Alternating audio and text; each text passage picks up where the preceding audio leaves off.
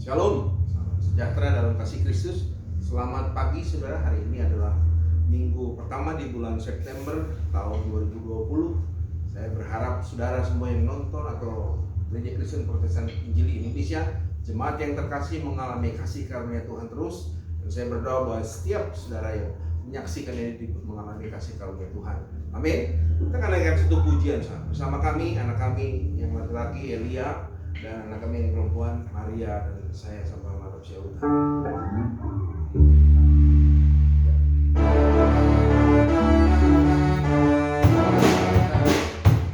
Ya, kita mulai. 2, 4.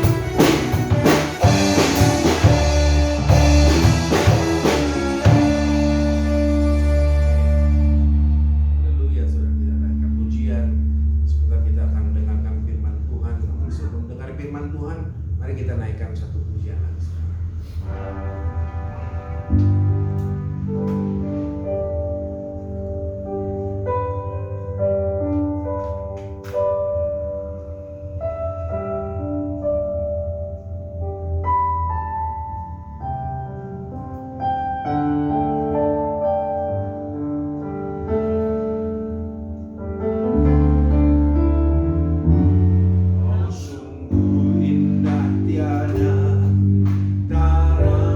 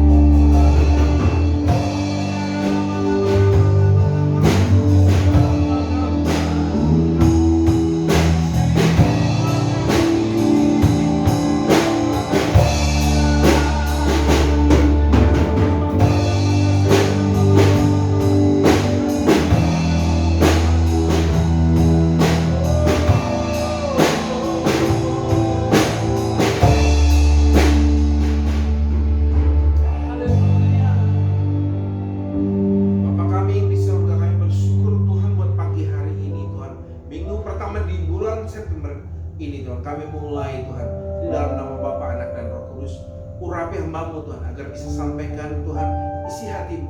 Hamba-Mu Engkau tahu tidak bisa apa dan tidak punya apa-apa. Mari Tuhan urapi semua jemaat yang mendengarkan dan yang menonton Tuhan ini. Dalam nama Yesus, mari semua yang siap mendengarkan firman Tuhan katakan amin.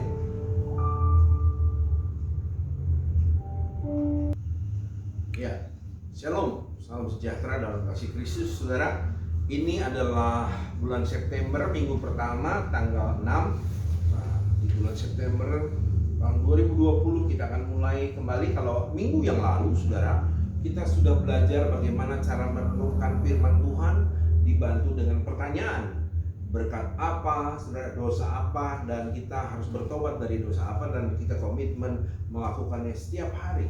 Ya, dan sekarang akan kita lanjutkan pelajarannya adalah dengan bagaimana agar kita bisa bertahan terus di dalam perenungan firman Tuhan.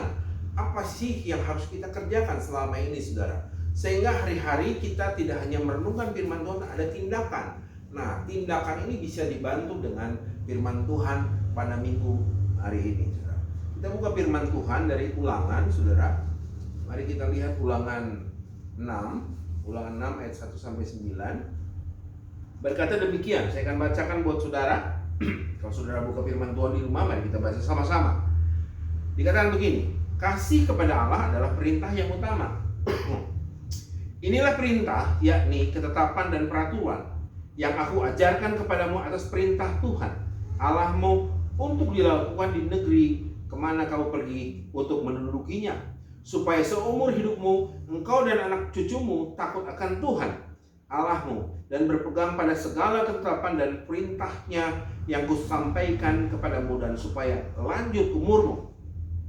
Ayat 3, maka dengarlah hai orang Israel, lakukanlah itu dengan setia, supaya baik keadaanmu dan supaya kamu menjadi sangat banyak, seperti yang dijanjikan Tuhan Allah nenek moyangmu kepadamu di suatu negeri yang berlimpah-limpah susu dan madunya.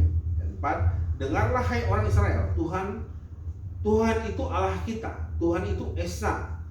Kasihilah Tuhan Allahmu dengan segenap hatimu, dengan segenap jiwamu, dan dengan segenap kekuatanmu. Apa yang kuperintahkan kepadamu hari ini haruslah engkau perhatikan. Haruslah engkau mengajarkannya berulang-ulang kepada anak-anakmu dan membicarakannya apabila engkau duduk di rumahmu, apabila engkau sedang dalam perjalanan, apabila engkau sedang berbaring, dan apabila engkau bangun. Haruslah juga engkau mengikatkannya sebagai tanda pada tanganmu, dan haruslah itu menjadi lambang di dahimu, dan haruslah engkau menuliskannya di tiang pintu rumahmu pada pintu gerbangmu. Ya. Maka apabila ayat 10, Tuhan Allahmu telah membawa engkau masuk negeri yang dijanjikan dengan sumpah kepada nenekmu, yaitu kepada Abraham, Ishak, dan Yakub, untuk memberikan kepadamu kota-kota besar dan baik yang tidak kau dirikan. Demikian firman Tuhan, saudara. Jadi untuk menjaga firman Tuhan itu hidup di dalam hidup ini kita, dikatakan ayat keberapa? Ayat yang ke-7, ayat ke-6, ayat ke-5, saudara. Dikatakan begini, kasihilah Tuhan Allahmu dengan segenap hatimu, segenap jiwamu, dan dengan segenap kekuatanmu. Jadi rupanya ketika kita di Mazmur 1 dikatakan orang yang merenungkan firman siang dan malam, yang kesukaannya ialah Taurat Tuhan. Rupanya semua kasihnya dengan segenap hati, segenap jiwa, dan segenap kekuatan, sehingga tidak tersisa untuk hal-hal yang lain, saudara. Inilah firman Tuhan pada pagi hari ini yang harus kita lakukan, saudara, sehingga kita mengalami pertumbuhan. Dan yang selanjutnya, ketika kita setelah ini kita telah diselamatkan, bukan untuk diri kita sendiri, tapi kita mengajarkannya kepada keturunan kita. Ini tentunya tugas seorang bapak, suami. Tapi kalau suami tidak ada, tentu seorang ibu yang harus mengajarkannya, harus menguasai firman Tuhan. Karena dikatakan ayat selanjutnya begini, haruslah engkau mengajarkannya berulang-ulang kepada anak-anakmu dan membicarakannya apabila engkau duduk di rumahmu, apabila engkau sedang dalam perjalanan, apabila engkau berbaring, dan apabila engkau bangun. Ya, jadi ceritakan firman Tuhan ketika dimanapun kita berada, ketika kita bersama-sama dengan anak. Makanya seorang bapak penting sekali hadir untuk anaknya, saudara. Punya waktu, karena tugas bapak dikatakan adalah saudara, mendoakan, saudara, ya, mensupport anak itu, menjaga sehingga anak itu menjadi anak yang takut akan Tuhan. Maka Tuhan bilang akan memberkati semuanya baik, semuanya sangat baik. Karena apa? Karena pria atau bapak atau suami yang ada di rumah menjadi nabi, menjadi imam Tuhan. Ya, sehingga hari-hari anak-anak kita akan diwarnai dengan firman Tuhan. Tidak sedikit pun mereka keluar dari kebenaran firman Tuhan, tapi mereka hari-hari diberikan firman Tuhan. Satu hal kelebihannya begini, ketika bapak atau suami belajar firman Tuhan, ketika mau mengajarkan kepada anaknya, tentunya mereka akan belajar dulu. Mereka akan baca firman Tuhan dengan tekun, baru mereka mengajarkannya. Ya, tidak sembarangan, saudara. Harus saudara ngalamin dulu, baru ajarkan kepada anak. Terus tiap hari, terus tiap hari. Sama dengan hamba Tuhan atau pendeta di gereja. Mereka mengalami banyak kasih karunia. Kenapa? Karena tiap minggu mereka punya jadwal untuk khotbah, untuk mengajar. Nah, tentunya sebelum mereka mengajar, sebelum mereka berkhotbah, mereka harus renungkan firman Tuhan. Alangkah berbahayanya kalau hamba Tuhan malas merenungkan firman Tuhan. Dan kita ini semua hamba Tuhan, saudara. Termasuk saudara jemaat yang terkasih, kau adalah hamba Tuhan. Para suami, para bapak, perhatikan. Hari-hari ini kalau ada banyak masalah di ekonomi, masalah di rumah tangga, perhatikan. Apakah engkau sungguh-sungguh mengajarkan kepada anak-anakmu untuk takut akan Tuhan? Tuhan bilang, ia seperti pohon yang ditanam di tepi aliran air. Apa saja yang diperbuatnya berhasil. Kalau dia mengajarkan kepada anak-anaknya, termasuk anak rohani. Makanya saya seringkali mensupport jemaat, mari datang ibadah, mari datang konser, saudara. Untuk apa? Sebetulnya untuk mengajarkan. Tanggung jawab saya mengajarkan. Tapi kalau tidak hadir, ya itu persoalannya. Tidak apa-apa. Tapi tetap saya katakan, Tuhan itu tetap baik buat kita semua. Amin. Jadi hal yang pertama, saudara perhatikan, untuk kita mengalami buah-buah yang matang, kita bukan saja menerima, tapi kita memberi, saudara. Memberi kepada keturunan kita, kepada anak-anak kita, sehingga makin hari kita makin diperlengkapi untuk takut akan Tuhan. Amin. Ya, ini firman Tuhan kurang populer kalau diberitakan. Cuman saudara perhatiin dengan baik. Kalau saudara lakukan ini sungguh-sungguh tiap hari, tiap hari, perhatikan, anak-anak kita akan menjadi anak-anak yang mengalami kasih karunia Tuhan. Kenapa? Karena ada bapak, ada suami, ada ayah, ada pemimpin di rumah tangga yang menjadi nabi dan imam, mengajarkan setiap hari kepada anak-anaknya. Tentunya saudara mengajar ketika dalam perjalanan. Ngajarnya jangan seperti orang yang kaku. Ngajarnya adalah di dalam perjalanan seperti apapun, mari kita singgung betapa baiknya Tuhan. Cara yang terbaik adalah kita mulai mengikuti kemajuan zaman. Kalau zaman sekarang zaman kekinian, kita harus tahu zaman kekinian itu apa. Kita harus mengerti menjadi orang Tuhan. Amin. Ini yang pertama, saudara. Nah, yang kedua, untuk menjadi kita mengasihi Tuhan Allahmu, ada yang menarik. Lihat Matius 10 ayat yang ke-37. Mari kita buka firman Tuhan, Matius 10 ayat yang ke-37. Ini juga tidak populer, cuman saudara ini paling sering sekali saudara orang melupakannya. Matius 10 ayat 37. Dikatakan begini, saudara. Barang siapa mengasihi bapa atau ibunya lebih daripadaku, ia tidak layak bagiku. Barang siapa mengasihi anaknya laki-laki atau perempuan lebih daripadaku, ia tidak layak bagiku. Nah, ayat yang sebelum ini katakan begini, ayat 34. Jangan kamu menyangka bahwa aku datang untuk membawa damai di atas bumi. Aku datang bukan untuk membawa damai, melainkan pedang. Sebab aku datang untuk memisahkan orang dari ayahnya, anak perempuan dari ibunya, menantu perempuan dari ibu mertuanya, dan musuh orang ialah orang-orang seisi rumahnya. Ya, sini kasih tahu saudara bahwa barang siapa mengasihi bapak ibunya lebih daripadaku, ia tidak layak. Makanya firman Tuhan mengajarkan pada kita semua untuk saudara, untuk sungguh-sungguh hanya mengasihi Tuhan. Kayak dikatakan, kasihilah Tuhan Allahmu dengan segenap hatimu, dengan segenap kekuatanmu, dengan segenap akal budimu. Ketika engkau mengasihi itu, maka engkau akan mendahulukan Tuhan daripada bapak ibumu. Karena di firman Tuhan dikatakan di Matius 10 ayat 37, barang siapa mengasihi bapa atau ibunya lebih daripada aku, ia tidak layak bagiku. Dan barang siapa mengasihi anaknya laki-laki dan perempuan lebih daripada aku, ia tidak layak bagiku. Nah, ini firman Tuhan. Kenapa Yesus mengatakan demikian? Tuhan berkata demikian. Karena begini, saudara. Ini prakteknya, saudara. Kadang-kadang ya hari Minggu, umpama salah satu keluarga kita mungkin bertugas main keyboard atau pemimpin pujian. Pas saatnya udah dijadwal, tiba-tiba maminya mau ada perlu kemana, terus bapaknya mau ada perlu kemana, meminta untuk apa? Untuk diantar sama dia. Nah, banyak anak Tuhan yang ayatnya keluar, hormatilah ayah ibumu. Saudara pergi mengantar, karena itu salah, saudara. Sebetulnya yang paling penting adalah saudara harus tahu nilai ya. Nilai dikatakan yang lebih penting dari hidup saudara adalah Allah. Jadi Allah dulu, baru orang tua, keluarga. Bapak pun kalau kita setelah menikah, kalau ada anak kita setelah menikah, saudara, itu orang tua itu nomor 2, saudara. Orang tua tuh harus pasangannya dulu yang harus kita tanya.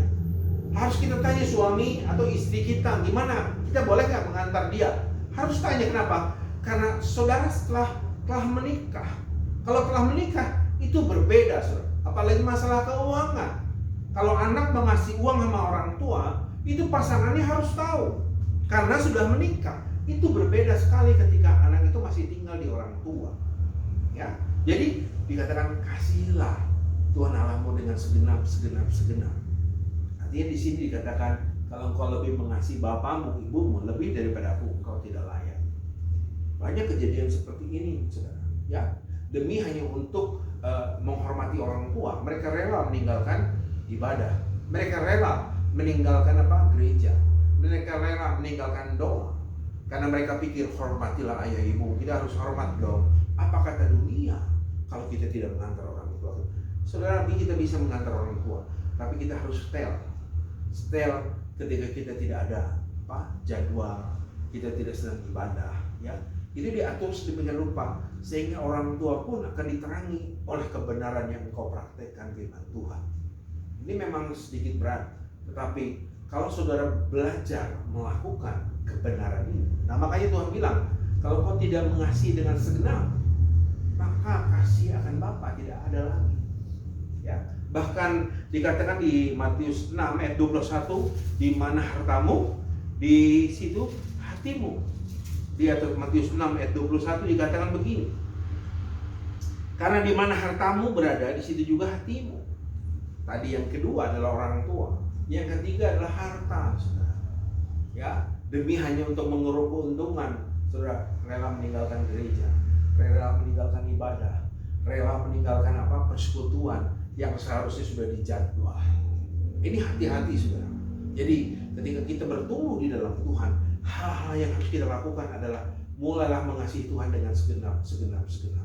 Yang kedua adalah kita harus menghormati Tuhan lebih daripada siapapun juga yang ada di dunia ini. Karena Tuhan bilang, kalau kau lebih mengasihi bapak ibumu atau siapapun juga, kau tidak layak masuk ke dalam kerajaan Allah. Dan tidak ada kebenaran di situ. Yang ketiga dikatakan, di mana hartamu, di situ hatimu. Dulu saya masih kesaksian sedikit. Dulu ketika Tuhan berkati kami sekeluarga, mobil kami banyak, saudara, baru semua, kegores sedikit aja, saya marah besar, saudara. Saya sangat marah kalau mobil saya lecet sedikit aja, saya marah besar. Sampai satu kali Tuhan tegur saya, kamu harus lebih hormat padaku daripada harta. Dari situ saya bertobat, saudara. Saya tidak mau lagi mengasihi kendaraan saya. Bahkan sekarang saya kalau mobil saya, bahasa Sundanya kekebulan, saya biarin aja. Buat apa? Motor juga kekebulan, saya biarin aja. Gak seperti dulu. Dulu licin sekali, saudara. Sampai laler pun bisa terpleset ke seleo, saudara, kalau berdiri di atas mobil saya. Puji Tuhan, ketika telah dipulihkan oleh Tuhan, makin hari kita makin mengerti bahwa yang harus kita muliakan adalah Allah. Yang harus kita utamakan adalah Tuhan Yesus. Ya, jadi yang pertama tadi dikatakan, kasihlah Tuhan Allahmu dengan segenap hati. Yang kedua, kita harus tetap lebih menghormati Tuhan Allah kita daripada orang tua kita, anak kita, menantu kita, cucu kita sekalipun. Firman Tuhan yang berkata demikian. Nah, hal yang selanjutnya, saudara, Dikatakan Keluaran 20 ayat 3 ini perintah Tuhan, ya. Kalau saudara mengasihi yang lain, artinya di perintah Tuhan bertentangan dengan perintah yang pertama, saudara, ya. Keluaran 20, saya akan bacakan buat saudara. Keluaran 20 ayat yang ketiga berkata, jangan ada padamu Allah lain di hadapanku, ya. Ini menunjukkan bapak kita atau ibu kita atau anak kita atau menantu kita bisa menjadi Allah lain di hadapan Tuhan. Ya. Yeremia kemarin 17 saudara berkata, kutuklah orang yang mengandalkan kekuatannya sendiri atau mengandalkan manusia. Itu bicara tentang kita lebih hormat pada pikiran kita, pada otak kita, pada perasaan kita. Itu kita udah tinggalkan. Nah yang sekarang adalah Tuhan bilang, jangan ada padamu Allah lain. Apapun itu, engkau harus tanggalkan Allah lain itu, sehingga engkau mengalami namanya kasih karunia Tuhan. Lihat lagi 1 Timotius 6 ayat 10, saudara. Ini ayat yang terakhir. 1 Timotius 6 ayat yang 10.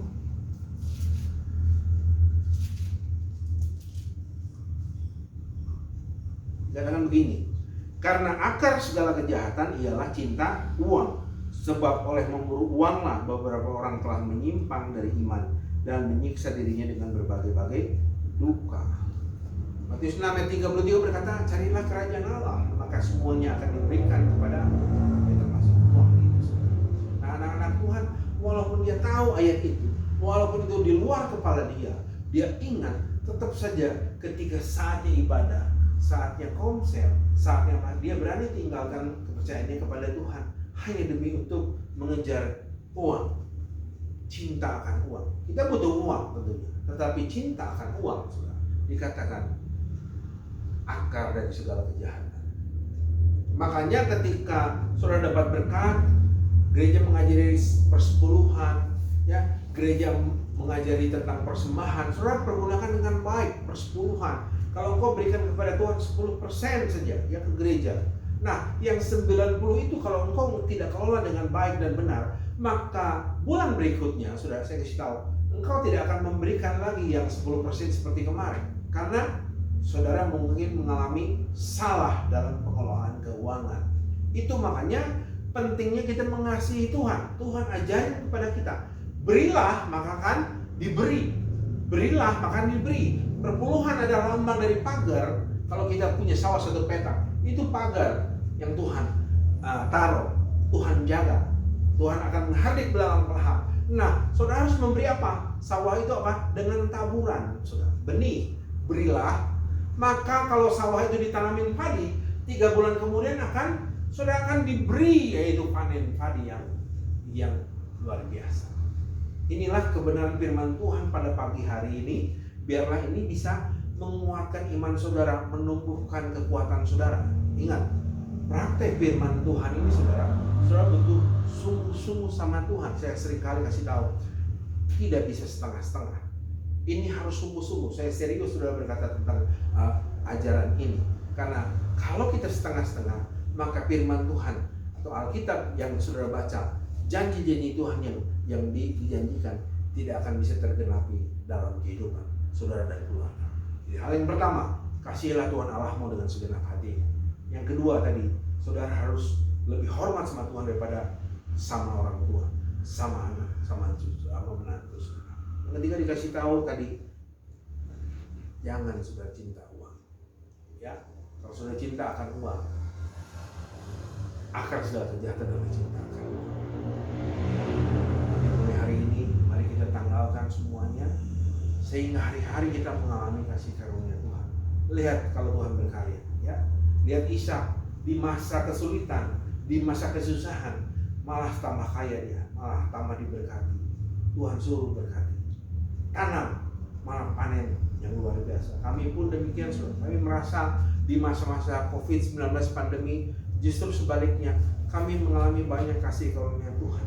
Ya, walaupun tidak ada persembahan, walaupun tidak ada apa-apa, tapi Tuhan tetap pelihara kami, bahkan lebih daripada apa yang kami saudara yang kami sangka. Tuhan begitu baik buat kami. Saya tidak berpanjang khotbah saya, mari pemain musik.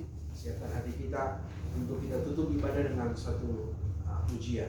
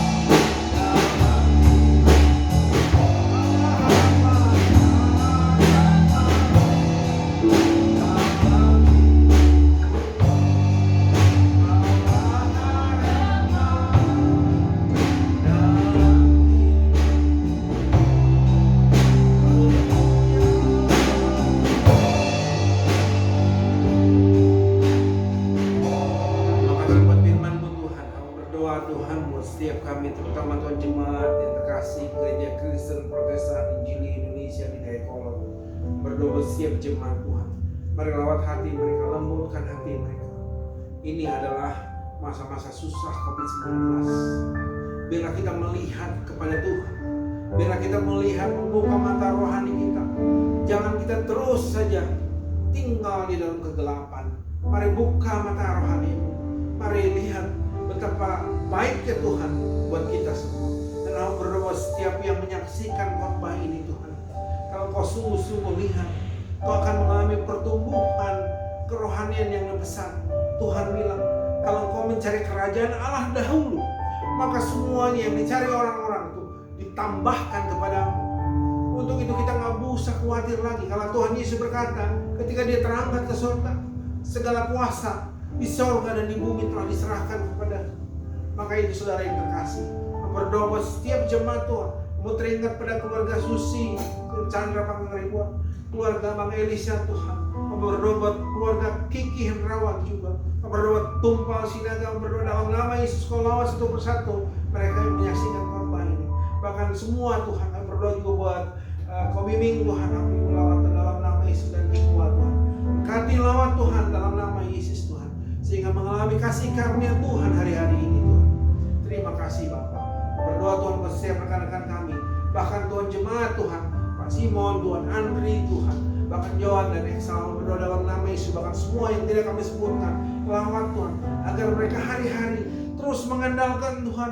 Mereka melihat Tuhan, karena pengkhotbah berkata, untuk segala sesuatu ada waktunya.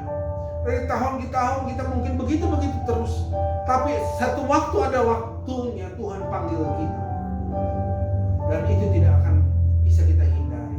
Kalau kau sungguh tinggal di dalam Tuhan, kasihilah Tuhan Allahmu dengan segenap hatimu, dengan segenap kekuatanmu, dengan segenap akal budi, maka nama Tuhan dimuliakan nanti. Terima kasih Tuhan, terima kasih buat pagi hari ini. Terpujilah namamu Tuhan, dan segala pujian hormat hanya bagimu Tuhan kami Yesus Kristus. Terima kasih Tuhan, dalam nama Yesus. Mari semua yang mendengarkan firman Tuhan dan siap melakukan firman Tuhan katakan amin. Tuhan Yesus berkati. Shalom.